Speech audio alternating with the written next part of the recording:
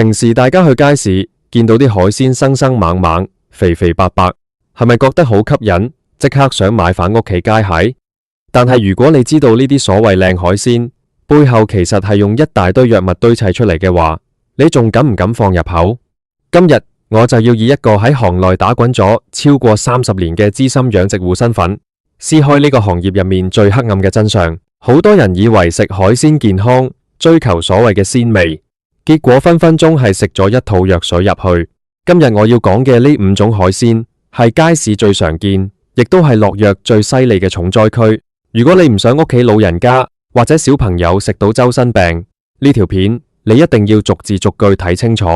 我哋成日話民以食為天，但而家係食以藥為先。點解咁講？因為而家嘅養殖業為咗追求利潤，已經去到一個喪心病狂嘅地步。以前我哋細個嗰陣養條魚要1年半載，而家3-5個月就話可以上市。呢啲咁快大嘅魚，你估真係食天然嘢長大嘅？唔係抗生素就係激素。我喺呢行做咗咁耐，見過太多嘢。今日我豁出去，唔怕斷人財路，都要話俾大家知，邊5種海鮮你喺街市見到要打醒12分精神。第一種亦都係最常見嘅就係多寶魚。你睇佢平時喺魚缸入面懶洋洋咁，肉質滑溜溜，細路仔最中意食，因為冇骨嘛。但係你知唔知多寶魚喺養殖界係出咗名嘅藥罐子？多寶魚本身係深海魚，對水溫同水質要求極高。通常要喺攝氏14度到16度嘅低溫水域先可以健康成長，但係喺大陸好多養殖場為咗慳成本，根本唔會提供咁好嘅環境，啲魚密密麻麻擠喺個細池入面，水質好快變差，魚就容易生病爛皮。為咗唔好死魚蝕本，養殖戶就會大量投入抗生素，好似綠霉素、紅霉素，甚至係國家明令禁止嘅硝基呋喃類藥物。呢啲藥殘留喺魚肉入面，你食落肚，輕則產生抗藥性，重則會致癌或者導致骨髓抑制。我曾經見過有啲場，啲水直頭係藍藍綠綠咁，嗰啲就係孔雀石綠，係用嚟防止魚類真菌感染嘅。但呢種嘢係強烈致癌物，喺香港同國際上都係禁用嘅。你喺街市見到啲多寶魚，如果係白得好唔自然，或者死氣沉沉咁，千萬唔好買。第二種要踢爆嘅就係鱔，即係我哋平時食嘅鰻魚或者黃鱔。好多人都聽過一個傳聞，話黃鱔係為避孕藥大嘅，所以我哋叫佢做避孕藥鱔。雖然話避孕藥呢個說法喺科學上有爭議，但係鱔類養殖落藥係不爭嘅事實。鱔呢種嘢好中意轉窿轉罅，如果喺人工養殖環境下密度太高，佢哋就會互相攻擊，或者因為缺氧而大規模死亡。為咗增加產量，縮短養殖期，有啲不法養殖戶會餵食含有大量生長激素嘅飼料，原本要1年先長到咁大條嘅鱔，而家幾個月就肥到好似隻手腕咁粗。仲有呀，鱔嘅抵抗力其實好弱，養殖過程入面要不停落殺蟲藥同消毒藥，防止佢哋生寄生蟲。你食落去嗰陣，覺得肉質好厚、好肥美，其實好多都係脂肪堆積同藥物谷出嚟嘅結果。真正天然捕撈嘅黃鱔，身形應該係修長，肚皮顏色自然，而唔係嗰種好似吹咗氣咁嘅畸形肥。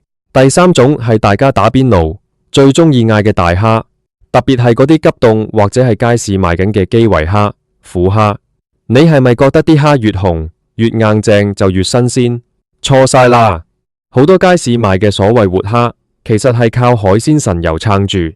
咩叫海鮮神油？其實就係一種化學製劑，含有丁卡因或者其他麻醉劑，令到啲蝦雖然已經就快死，但神經仲受刺激，不停咁跳，俾你一種好生猛嘅錯覺。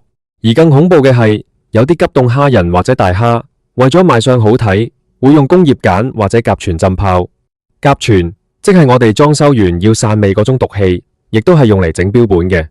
用甲醛泡過嘅蝦，色澤鮮艷，肉質有彈性，仲可以放好耐都唔爛。你諗下，食呢啲嘢入肚同食防腐劑有咩分別？特別係嗰啲蝦頭黑晒，但係身體仲好紅嘅蝦，千祈唔好買。嗰啲通常係死咗之後用藥水處理過嘅。第四種係好多老人家覺得好補嘅田雞。田雞其實唔係海鮮，但喺街市水產檔一定見到佢。而家街市賣嘅9成9都係人工養殖嘅虎皮蛙。田雞養殖有個好大嘅問題，就係皮膚呼吸。養殖場環境通常好惡劣，水質混濁，田雞好容易感染皮膚病或者紅腿病。為咗解決呢個問題，養殖戶會喺水入面加入大量嘅慶大霉素同其他強力抗生素。田雞係兩棲類，吸收能力極強，呢啲藥物會直接滲透入肌肉入面。你以為食田雞係清熱解毒，其實係食緊一堆抗生素。更有甚者，有啲人為咗令田雞賣相肥美，會喺上市前強制餵食，甚至注入水分或者膠質。我建議大家，如果真係想食，一定要去有信譽嘅超市買，有檢驗報告嘅，或者乾脆少食為妙。因為呢個行業嘅監管真係好難做到100%。最後一種，亦都係最容易被忽視嘅，就係鯰魚或者叫巴沙魚。你喺超市見到嗰啲平到笑嘅龍脷柳，其實9成9都係巴沙魚。巴沙魚係越南或者大陸南方大規模養殖嘅，呢種魚生命力極強，就算係喺最臭、最污穢嘅死水入面都能夠生存，因為佢哋食腐肉，生長速度快得驚人。好多養殖場就係直接起喺污水渠隔離，甚至用動物糞便嚟餵魚，因為生長環境太差，魚體內會有大量嘅重金屬殘留同寄生蟲。為咗掩蓋嗰種泥腥味同確保魚肉白淨，工廠會用多磷酸鹽處理魚肉，令魚肉吸收更多水分，增加重量之餘，睇落去仲晶瑩剔透。你買返去煎嗰陣，會發覺出咗好多水，縮咗水一半。其實你買嘅係藥水同冰。講咗咁多，你可能會問，咁我以後係咪唔使食海鮮啊？唔係咁極端，而係要識得點樣揀。作為一個養殖戶，我醒大家幾招。第一，唔好迷信生猛，有啲魚喺缸入面跳得太勁，或者啲水泡多到散唔去，好大機會係落咗興奮劑或者化學劑。第二，唔好貪平，海鮮嘅養殖成本係擺喺度嘅。如果某種海鮮平得太離譜，佢一定係喺飼料或者藥物度慳咗錢。第三，多食細魚，少食大魚。大魚位於食物鏈頂端，累積嘅重金屬同藥物殘留一定比細魚多。第四，盡量買本港捕撈嘅野生海鮮，雖然貴啲，但起碼冇嗰啲人工添加嘅激素。我今日講呢啲可能會得罪好多同行，但我見到而家咁多後生仔，甚至係小朋友，年紀輕輕就身體出現問題。好多都係因為飲食唔健康，呢啲化學嘢、激素、抗生素喺人體入面係會累積係。我哋香港人講求食得好，但食得好唔代表要食得貴、食得大隻，最緊要係食得安心。希望今日呢番真心話可以幫到大家。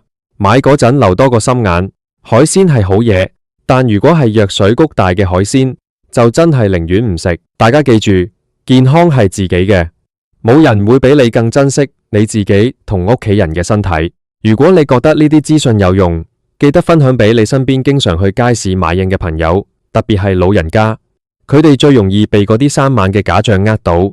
我哋下次再傾更多你唔知嘅食物真相，幫大家食得更精明、更健康。其實除咗頭先講嗰5種，仲有一樣嘢大家要留意，就係海鮮嘅季節性。而家高科技養殖，令到我哋一年365日都可以食到任何海鮮，但呢種逆天而行嘅做法，背後一定係靠藥物支撐。如果係當造嘅海鮮，佢哋本身抵抗力強，生長速度正常，根本唔需要落咁多藥，所以跟住時令去食係最天然嘅養生方法。例如春天食蚌，夏天食蝦，秋天食蟹，冬天食生蠔，呢啲先係符合大自然規律。仲有呀，大家去街市買魚嘅時候，可以留意下個魚缸，如果個缸嘅水好清，但係啲魚又好多，咁就要小心啦。因為正常咁多魚喺度，排泄物一定會令水變濁，除非佢哋加咗強效過濾或者係化學澄清劑。如果你見到個缸入面有死魚，但其他魚又好似打咗強心針咁生猛，呢啲魚極大機會係藥水魚。我記得有一次，我去一個後輩嘅養殖場參觀，見到佢哋喺度投放一桶桶不明液體，我問佢係咩，佢話係萬能水。其實就係抗生素、增氧劑同防腐劑嘅混合體。佢同我講，而家唔落藥根本做唔住，因為隔離場落，佢唔落嘅話，佢啲魚就會被傳染，死得仲快。呢個就係行業嘅悲哀，變成咗一個惡性循環。所以我先決定要出嚟講，希望透過消費者嘅覺醒，去倒逼呢啲養殖戶改變。如果你哋唔買嗰啲唔自然嘅靚海鮮，佢哋自然就會減少用藥。講到尾，街市買藝係一門學問。老一輩成日話要望、聞、問、切。望係睇顏色自唔自然，聞係聞客有冇化學味或者異常嘅腥味，問係問清楚產地。切當然唔係叫你切落嚟，而係用手指輕輕撳下魚身，睇下肉質係咪紮實有彈性。如果你係銀髮族，更加要小心。